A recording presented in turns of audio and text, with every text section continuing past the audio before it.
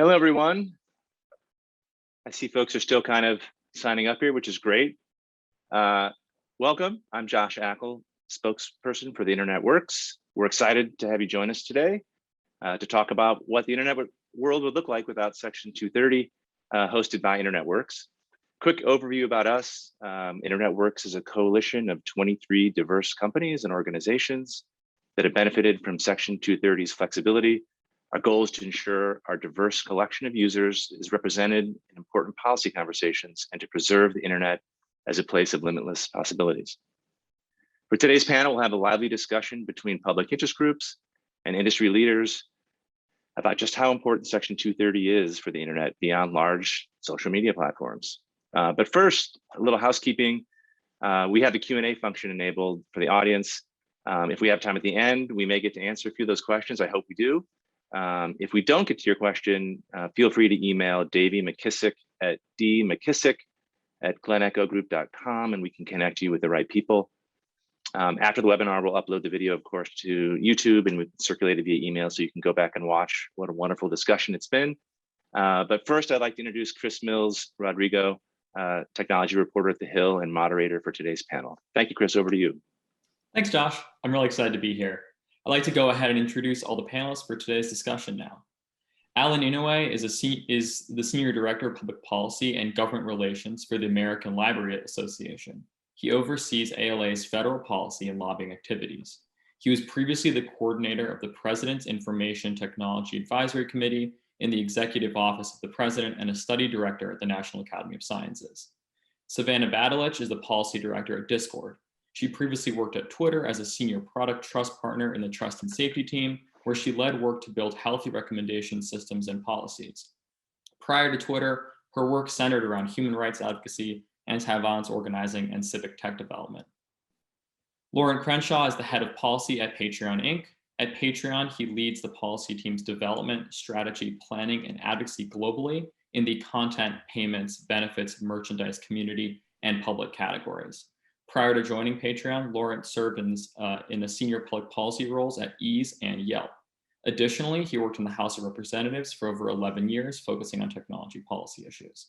And finally, Chris Lewis is president and CEO at Public Knowledge. Prior to being elevated to his current position, Chris served as PK's vice president from 2012 to 2019, where he led the organization's day-to-day advocacy and political strategy on Capitol Hill and at government agencies.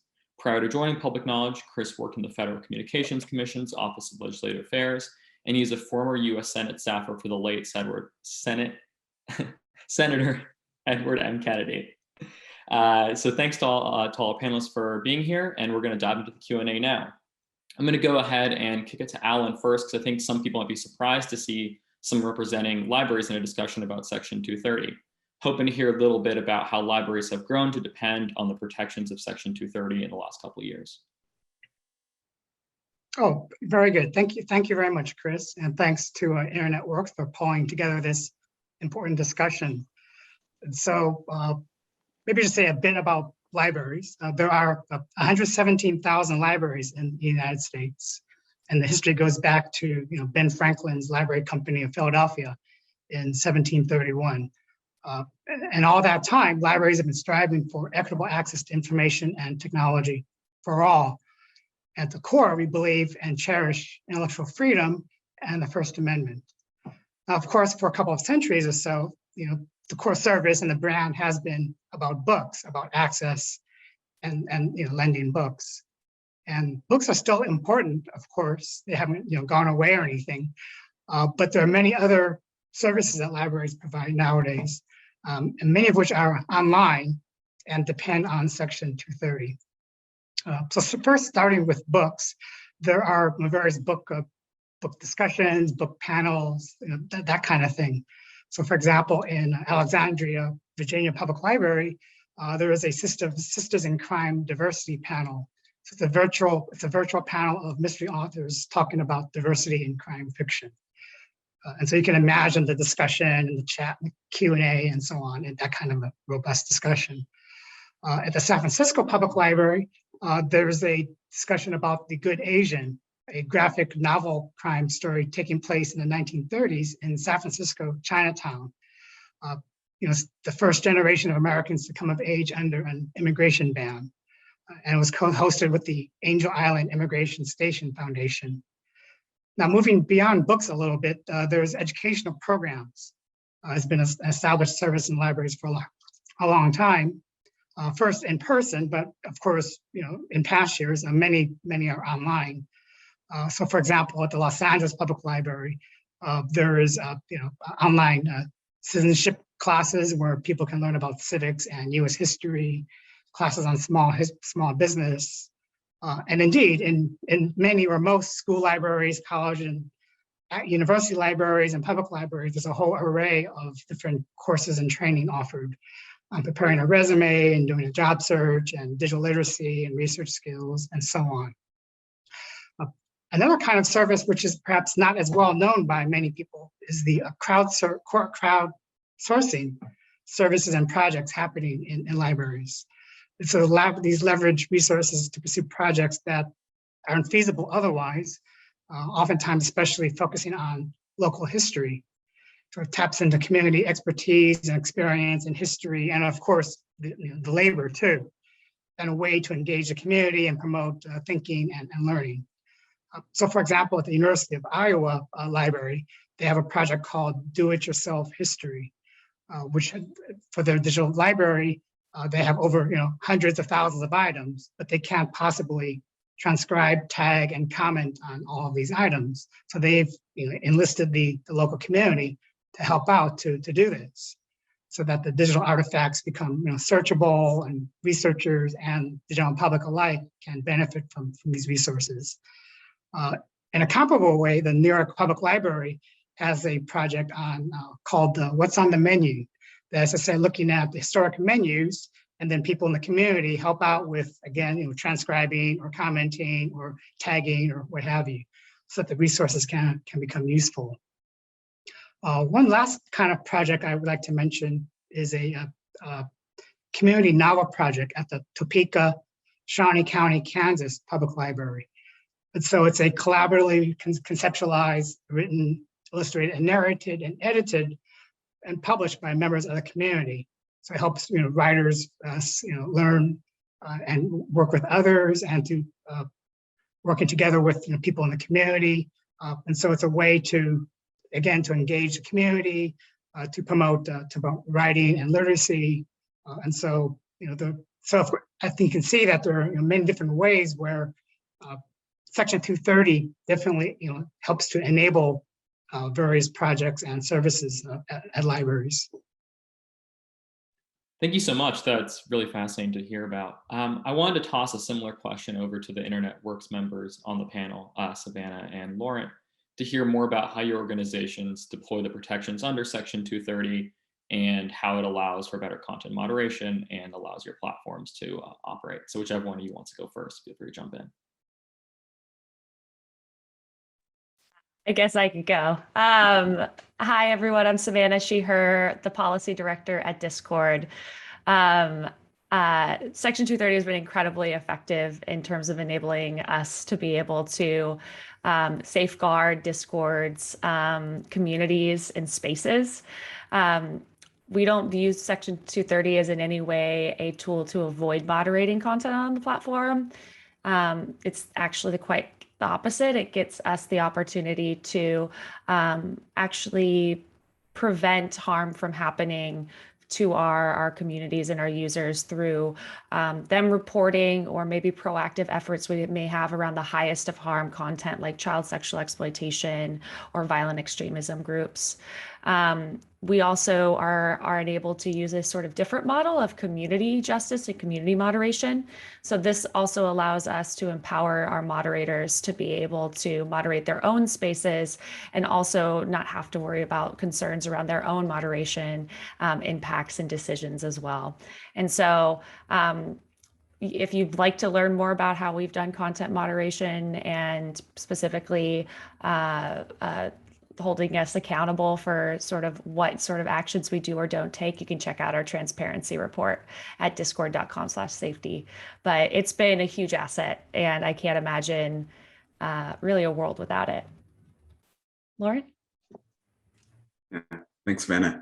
And, I couldn't agree more with your last point in regards to imagining a world without Section 230 and how it would adversely impact not just, our companies, but just impacting the world at large. And so one of the things that really struck me, both as Alan was talking and thinking about, Savannah, your company and Patreon in particular, is this concept of impact based off of community. In Patreon's case, we are a platform that has hundreds of thousands of creators on it with millions of patrons.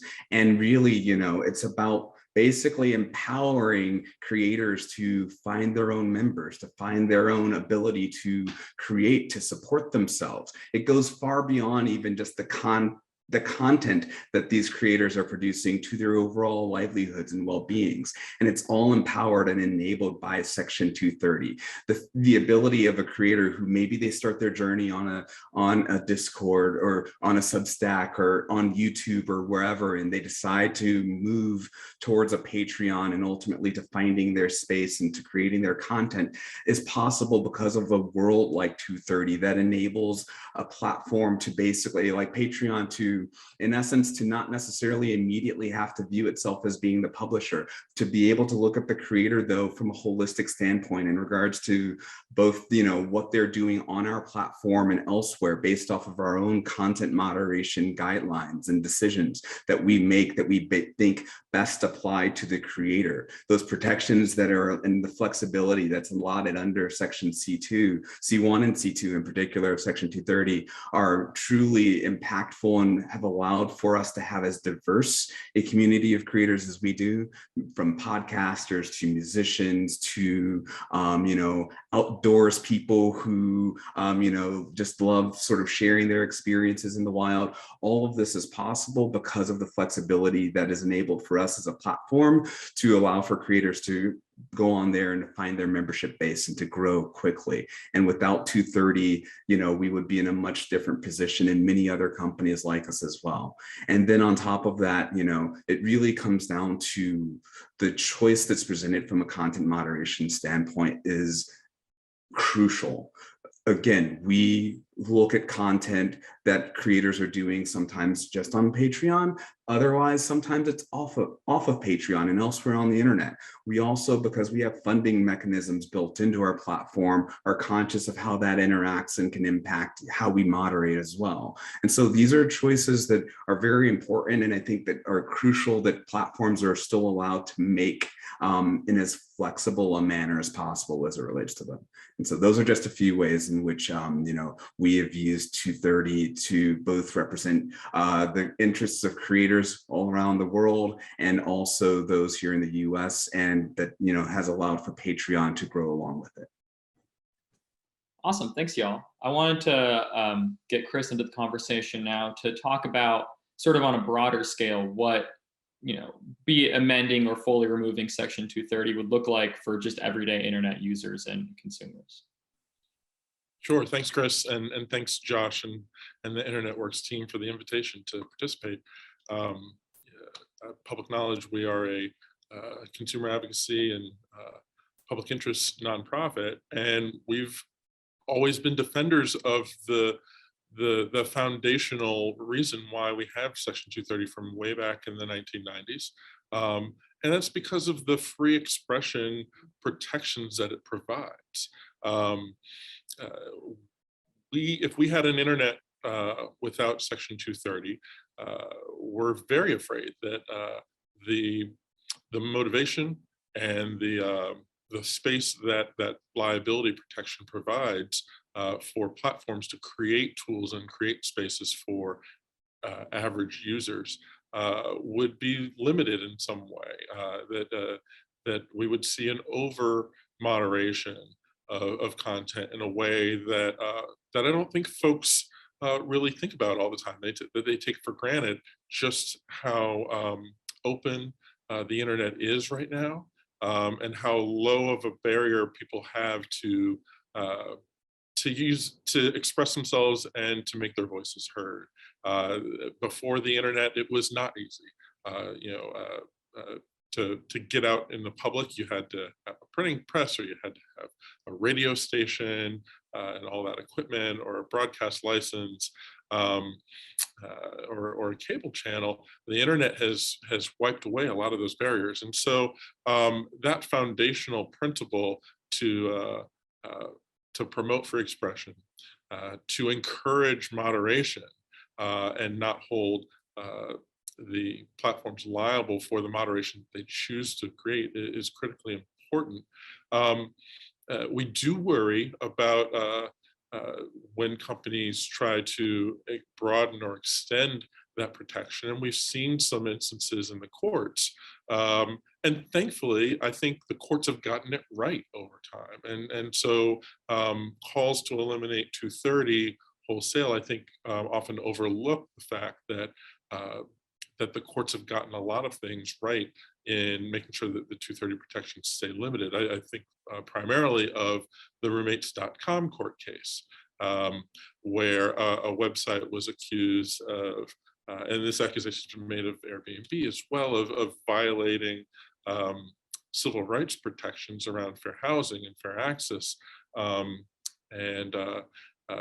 You know, 230 does not protect a platform from setting up structures that violate local laws like that.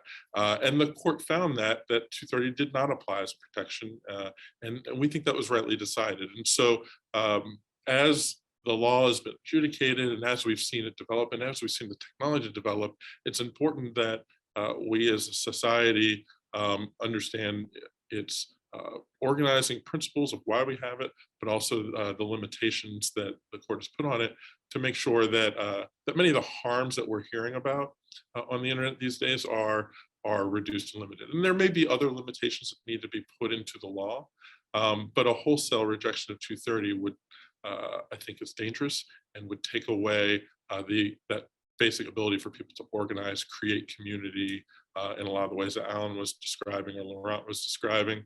And you see it from communities that have not had voices before. People have the ability to express themselves and say things that may not be popular. And I think in the long run, that's a good thing, and that's a freedom we want to protect. Great.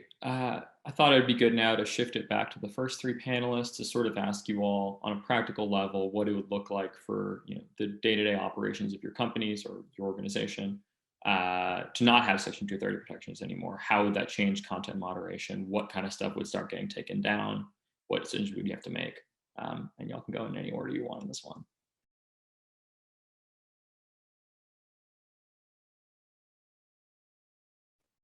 Well, I guess I've volunteered apparently, but we're all going to get it eventually, so I guess it doesn't matter. So, so in a nutshell, it would be frankly horrible because if you think about the future of library, because it's not just where we are today, it's like looking forward. Because as we all know, once a law is passed, it tends to stick around for a long time. And so, as I mentioned, books have been kind of the primary brand and service for libraries like in the 20th century. But looking forward, it's really much more of a focus on the production of information in collaboration and engagement with communities. And so, right, that's kind of things, well, that sounds kind of like you need Section 230, right? That's kind of an issue there. And so for us, we would be compelled to reconsider more controversial topics like immigration, that there's an exposure with that. And so it'd be in effect a de facto constraint on intellectual freedom caused by the US Congress. And so we see that as highly problematic. Programming would probably have to be highly carefully moderated. And there's of course very limited library staff to do that. So that would inherently put a damper on growing or providing library services because everything would have to be carefully monitored and controlled and watched. Of course, libraries would be concerned about legal action as they should be. And so they're going to be employing resources or thinking to avoid such action. And so it's not really how scarce and often inadequate library resources should be deployed, right? It should be deployed on literacy and librarians and not on litigation. And so, and lawyers, So So we're very concerned about that. And also, I think we all should be concerned because many libraries are primarily funded by taxpayer funds. And so is that really how you want your money spent, to be diverted from library services? Like, well, we got to do this legal analysis. We got to hire more people to moderate. We got to get outside counsel. That's not really a good direction to go. But that's, of course, just for libraries who can even afford that. You think about small libraries, rural libraries, libraries in low-income communities. They can't afford that kind of thing. And so the solution for them would be, well, gee, there's vulnerability and concern, so we're just not going to do that anymore. And so they'll actually have to pull back instead of actually going forward. And of course, these are the communities that need libraries the most. And I'm happy to chime in next here. Thanks, Savannah. Thank you, Alan. Appreciating just you laying out there, what sounds like a horrible situation if, 230 were repealed, at least on the library front. And I think similarly in regards to not just, for companies like Patreon or platforms like Patreon, small to medium-sized, internet companies, but I think in general for the overall creator economy as a whole, it would completely disrupt, if not destroy, that segment, just as it's even in its nascent stages of growing and blossoming into a whole new segment that's based off of, in large part, the world of Section 230 in which we live in. And the reason, as I sort of think about it in regards to the creator economy overall, we're seeing a bit of a disintermediation. Publishers, platforms, and whatnot are no longer the gatekeepers that they once were when it comes to someone who has an idea, a concept, or who wants to be a creator, from finding their membership, from finding their audience. That's what's allowed through 230, in part because of platforms where you can go and be discovered and have those conversations. In a world without 230, for a company like Patreon, there would be two elements at play that would both be in the negative.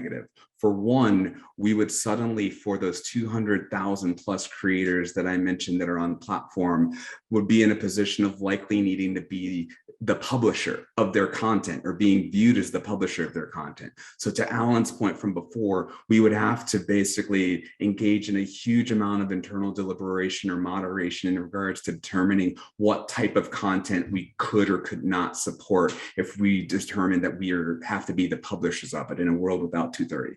While at the same time, companies like us or many others would likely be disincentivized from actually implementing new and robust tools around content moderation if you're then going to be held to a higher or to a civil liability standard across the board there that you didn't have to deal with before. So you're actually creating a world in which you, yes, will have many more publishers of content, but at the same time, it's going to be a much less, there's going to be a complete disincentivization for actually taking above and beyond steps for moderating dangerous content that no one legitimately wants online. Yeah, strong +1 to everything you just said, as well as thank you, Alan, for everything you were saying around libraries. I can't imagine not having access to a lot of the books and thoughts and work that you all are doing within a library if Section 230 was revoked. I agree wholeheartedly with Laurent. There's, for us, it's the sort of community and community safety. Discord is a place where you're able to create a community through a server. A lot of them are under 10 people. It's just your friends and your family. And then there are bigger servers where folks are sort of they're creators or internet enabled entrepreneurs, they're physics teachers, they're medical experts, they're different people trying to figure out post-COVID how they're going to have their business online. And so revoking Section 230 would do quite a bit. It would, again, put the liability onto those individuals. It would make it much, it essentially, one of the biggest criticisms I hear in the general remove or revoke Section 230 is this idea of, we must do it because there's over censorship. Actually, it would require us to have to be even more critical of the kind of content that would be on our platforms. And so when I think about that, especially in specific communities where their way of talking, speaking, expressing themselves may not be socially acceptable in a bigger mainstream or certain communities, it tells me that we might unintentionally hurt those communities with over moderation. And I mean, it's exactly as Laurent has said around taking more safety approaches.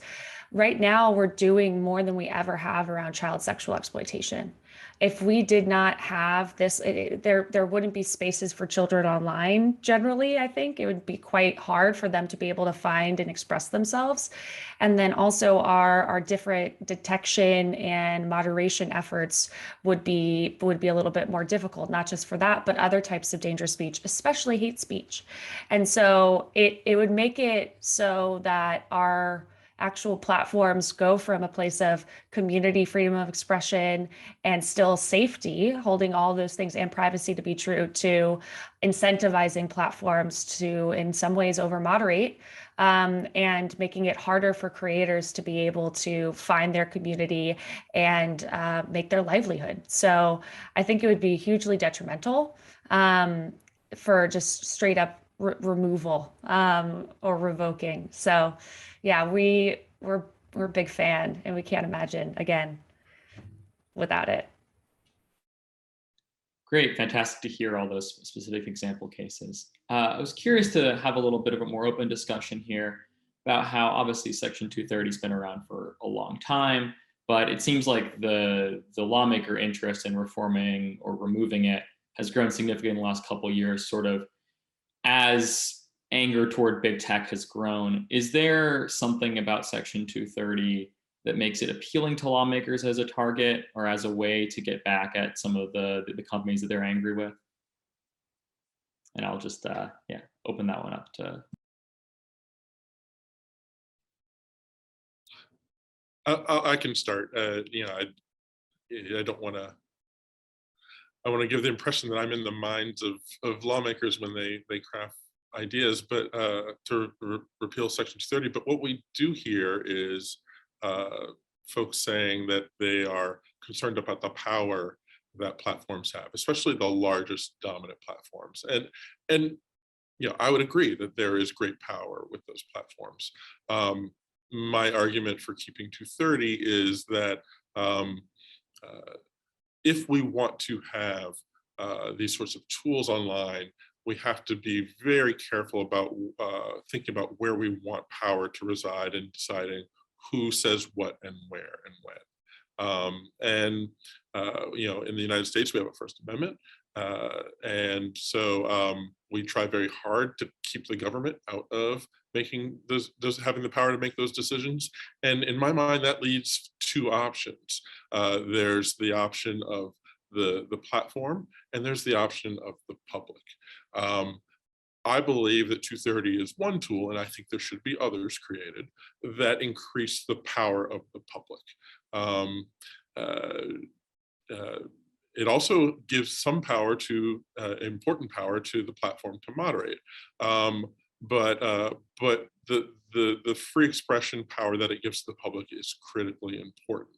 Now, I do think there are other powers that need to be created, and so I don't think we should be looking at a repeal. We should be looking at adding policy. And Public Knowledge has all sorts of suites of ideas to get at specific harms that we've been seeing on the internet, whether it's concerns about if you don't like a content moderation policy, well, what do you do? Many people feel like they have to stay on a platform because all their friends and family are on that platform. We call those network effects, and they're very strong in social media. If we can create greater opportunities for people to move and have choices in the marketplace, that gives more power to the user. And I think that's a good thing. And you can do that with pro-competition regulations. Some have been proposed in Congress, and other ideas that use that power of the consumer as a counterbalance to the power of the platform. And so we don't lose the moderation that power that creates or should create safe spaces. But for those platforms who don't moderate well, consumers then have a choice. Yeah, I definitely agree with what Chris has said. And I would just sort of say, in my opinion, I think that, 230 has somewhat been construed with like, it's been seen as sort of like the reason for sort of the scale power that a lot of the FANG companies have, that it's sort of the thing that if you address that you'll address the overall sort of like market dominance of some of those companies in particular areas of like online sort of the online ecosystem, when in reality it seems that there probably are, or at least have been discussed, other ways within the competition realm or other alternatives that may reach that more so sort of tactical, I'd say, sort of concern that some members have expressed, versus really instead viewing 230, which, as Chris, Alan, Savannah, I think have all noted, and myself hopefully, 230 is really a speech amplifier. It allows for speech, for discourse, for an amplification of the classic civic square within online circles, while still allowing for companies to responsibly moderate. And has really, just because of the fact that some of these companies have also been able to scale based off of that speech and have then sort of gotten their own sort of market power and segments there, I think it's being seen as the thing that will ultimately constrain those companies, when in reality, at least, even based off of, what's being said in certain circles, any new regulations that are aimed at 230 would likely have more of a lock-in effect on the current sort of environment, rather than allowing for new entrants and really that vitality that we have had based off of 230 as it currently is. Yeah, I think that's a great point there, and something that Alan hinted at earlier, sort of about the costs of a world without Section 230 for smaller companies. I was wondering if anyone else wanted to add more on that topic. I can just quickly say that it would prevent a lot of companies from even starting, for being able to go over that hurdle to become profitable in any sort of way and then have long-term impact. I do really believe it. If such a thing would happen, the biggest companies would be the most prepared, and the smaller ones wouldn't even be able to sort of jump in without extreme risk. And so, yeah, it concerns me, because I see so many alternative platforms popping up for different community groups, marginalized communities, the rest. And I think that they're really important, but I can't imagine how they'd be able to survive with just over-mounting pressure and risk there.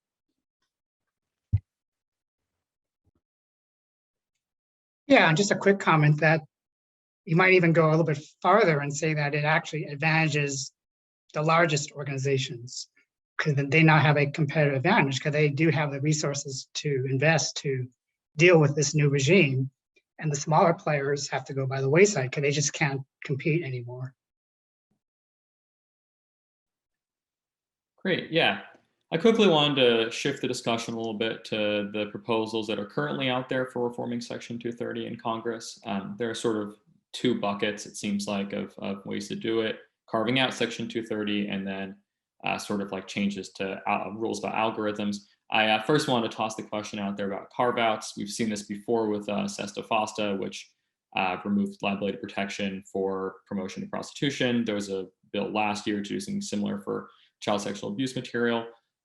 Curious to hear sort of how those rules end up affecting companies' ability to use Section 230 to its full potential.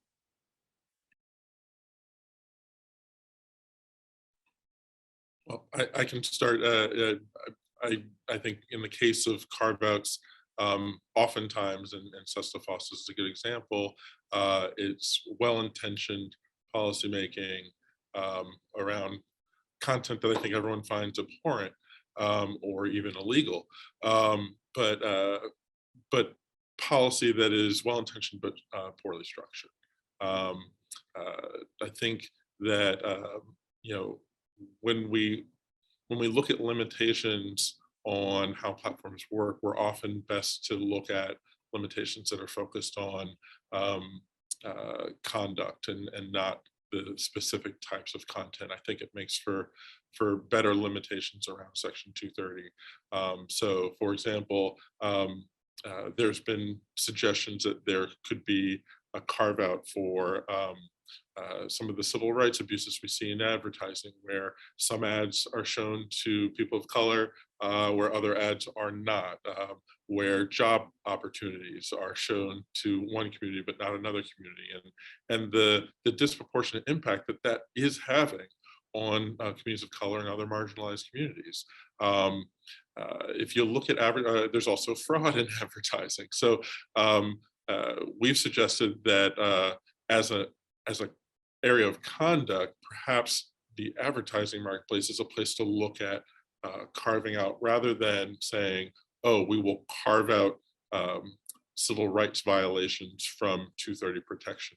It's the same intent, but you go about a different way, and you could cut out a lot of the harms that we are seeing that come out of the advertising marketplace. It also matches that there's already a level of oversight of what ads are placed and where, because there's a financial benefit coming to the companies that do advertising. So those are the sorts of carve-outs that we've pointed to, rather than content-based carve-outs like we saw in Sesta Fossa, that have proven not really to work as well. And if you hear from the sex worker community, they are very concerned that it's actually created more dangerous spaces for them. I think with Sesta Fossa, we'd like to see stronger tools for enforcement, for the folks who are in law enforcement to go after offenders. But we did not see the targeted platform that was the impetus behind Sesta Fossa even get prosecuted under Sesta Fossa. And so I think it's proven not to have been as effective. Yeah, I think that there's been, to date, a lot of the challenges kind of come through the means in which the bills have been made, and sort of, I think, the broader process that we're looking at here, because a lot of it, I think, has still been, within Congress, has been to a certain degree, on one end, reactionary to what's happened in the public sphere over the last few years, revelations, whether it's from, hacks or things related to the election, or sort of other sort of areas of just that have really sort of riled up Section 230 within the political ecosystem and sphere, and that have really kind of, presented politically two different sets of sort of options or metrics on how to even approach the challenge of talking about, let alone amending this bill or outright repealing this piece of legislation. And I think that a part of the challenge is that, the bills that are out there sort of reflect that, in the sense of they vaguely state that they want to address or make a change, but they haven't, I would say they haven't appropriately kind of articulated the problem statement that they're necessarily going after. If you actually want to, create a bill that is actually going to, achieve sort of like an actual outcome here. And so I think that, certainly, as Chris noted, Sesta Fossa, while well-intended, were not structured actually in such a way to really meet that stated goal, and have, received a lot of criticism, even from the sex worker and other communities as well. And then additionally, even as we're talking about algorithmic regulation bills and whatnot, you don't even have a definition, an appropriate definition at this point of what an algorithm would be. So let alone even thinking about regulating it, that would be like saying you're going to regulate all code, and then it's like a question of what is all code at this point. Code is everywhere and everything. And so again, I think it really comes down to actually like articulating via like an appropriate problem statement. What is Congress looking to address here? Is it the power of online platforms? Is it too much speech? Is it too much speech out of particular areas? Is it speech that's causing a harm, like Chris said, within a particular area or segment or community? Is it something that should be mitigated through like ad policy alone within 230, or maybe a privacy policy, or perhaps even additional, access and whatnot, just to, you know, again, to different overall ecosystems, marketplaces. Those are a lot of the questions that haven't even really been appropriately articulated that should be before Congress really starts thinking about crafting legislation that will address ultimately, you know, what they see are the current gaps within 230. I'd like to just add a couple of issues relative to implementation. So Chris and Lauren both, made the point that, for example, SESTA FOSTA is well-intentioned, which obviously it is. But in terms of doing, it's a very narrow topic, obviously. And so implementation of that, it's not so easy to do such a laser focused intervention. And so that often means that you because you want to be careful and avoid lawsuits and such, that you stop doing a larger class of service just in case, because you can't do that very specific thing so easily. So I think there's an implementation issue there. And also just in general, in terms of think about from my point of view, so moderating a library, like a book talk or something. Now you have all these different carve outs to worry about. Am I violating this one or that one? And so basically the costs go up for moderation. You're back to that cost question in terms of, the well-heeled can deal with it, but the ones who aren't can't.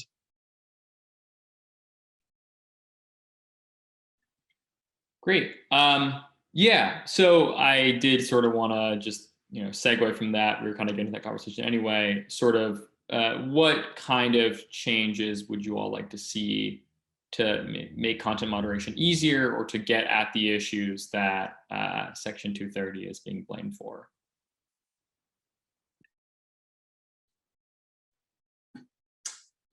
I'll just Go ahead, you guys can still Yeah. wind me up and I'll go.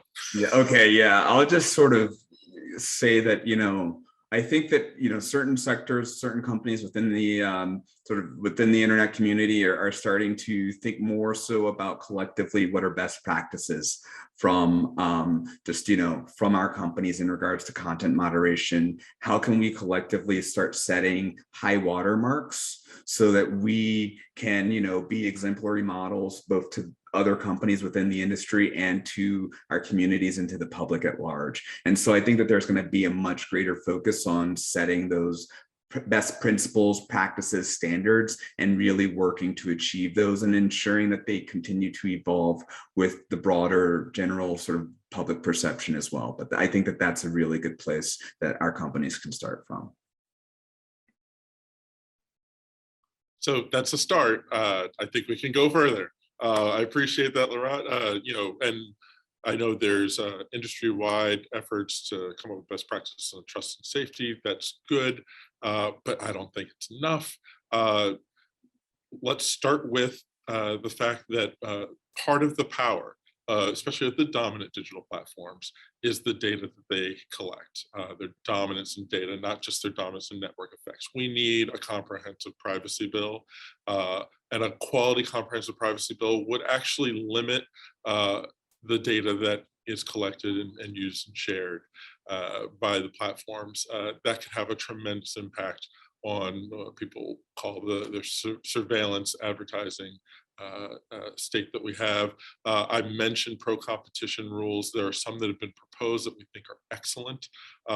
Promoting interoperability between platforms would be great, especially on social media. Promoting non-discrimination rules that make sure that a dominant platform can't self-preference itself. This is important in marketplace platforms as well as search. These sorts of things give consumers choices and power. So if you don't like what's happening on a platform that you feel like you need to be on, you can move to another one. These privacy, competition, I'll say it, algorithmic oversight. People are very concerned with how amplification works. I don't think repealing 230 or carving out algorithms from 230 protection is the way to go. We want to preserve the fact that when the algorithms are used in so many ways, and Laurent, you were totally right about the definition being a problem, what we've seen in some of these draft bills. When people go on some of these services, they want to be able to request something and have the algorithm give it back to them. But what we don't want is amplification of harmful content going to our kids and then sending them down rabbit holes on YouTube or on Twitter or on TikTok. And so oversight of these algorithms, and there are data scientists, experts who do this for a living. I think there should be a digital platform agency with authority over digital platforms, and algorithmic oversight should be one of their responsibilities.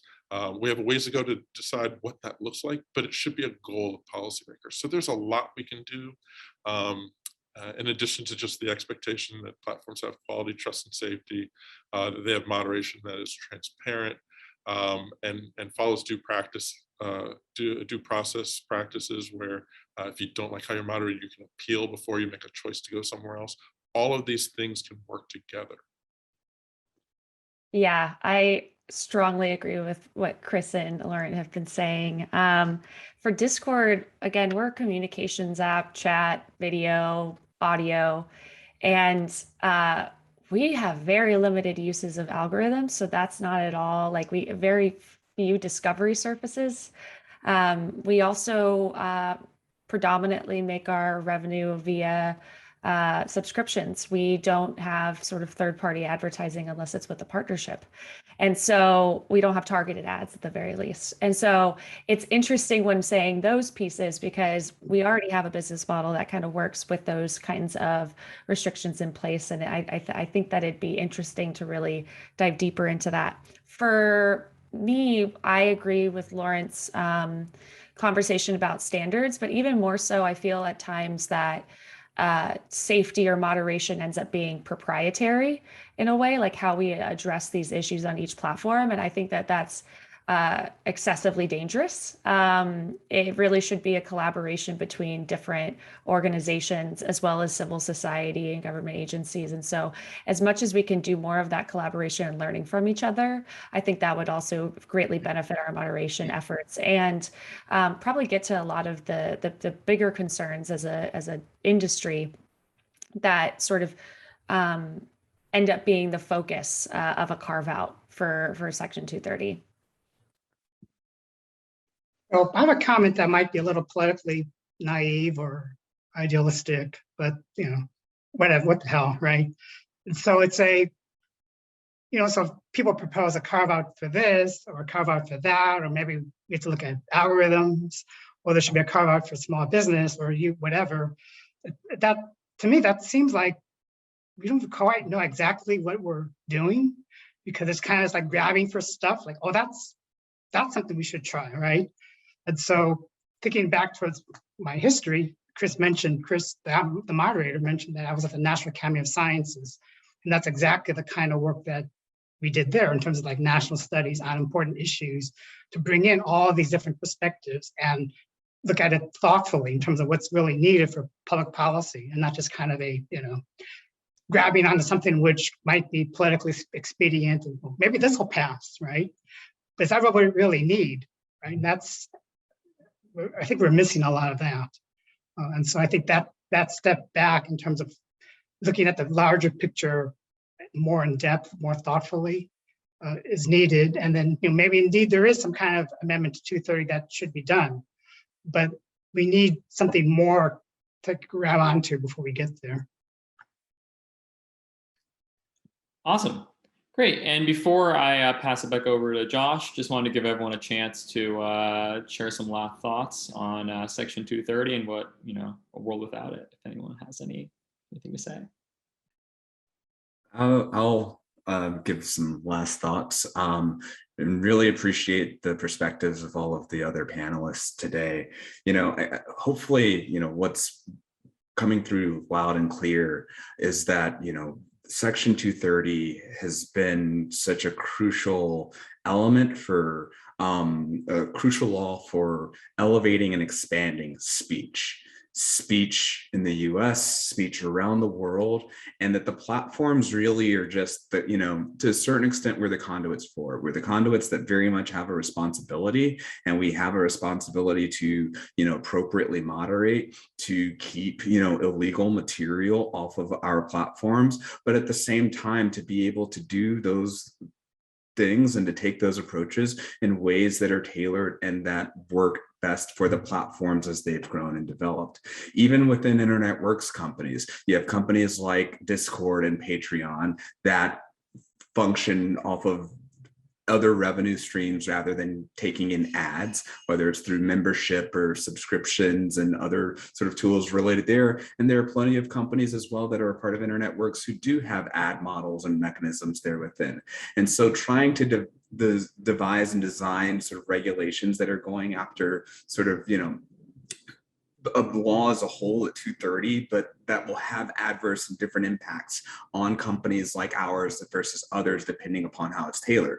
And so again, I think one of the things that, whether I've said it, Alan, Chris has said it, is that there's a lot of work that still needs to go into really looking at what are the harms that need to be addressed and what are the appropriate ways to address them overall. That certainly they may be amplified because of 230, but 230 ultimately is not the root cause of them. And they can be addressed more than likely through new privacy legislation, through targeted competition and ad marketplace regulation, and perhaps other means that would still allow for that dynamism that 230 overall presents for companies like Patreon and others.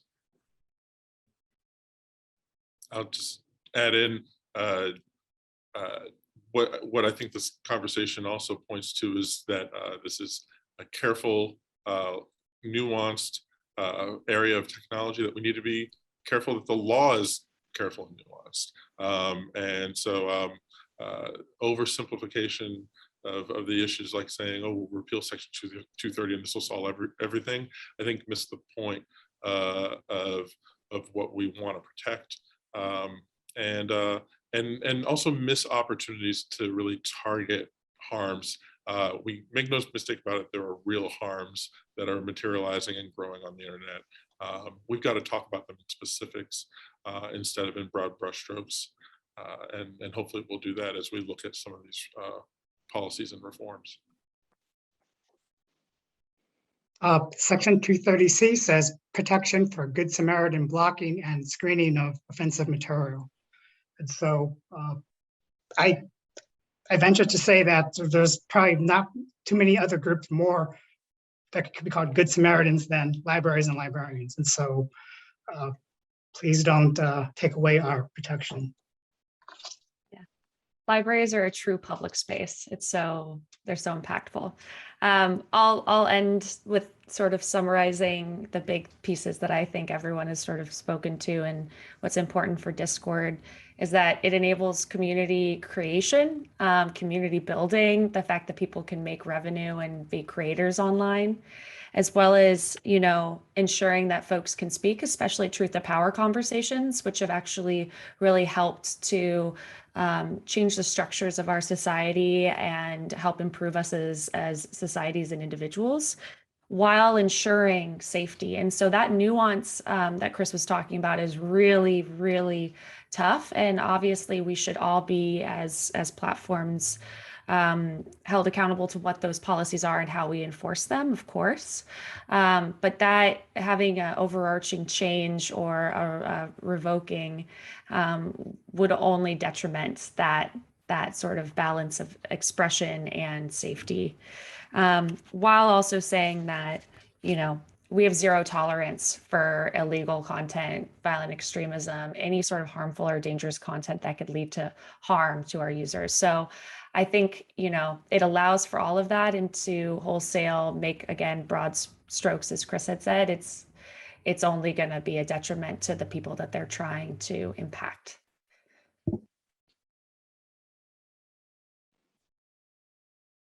Great. Well, thanks so much. And I'll toss it over to Josh. Awesome. Thank you, Chris. What a great conversation. I wish we had more time. Thanks to all the panelists, as well as you, for joining us here today. Be sure to check out theinternet.works for more information.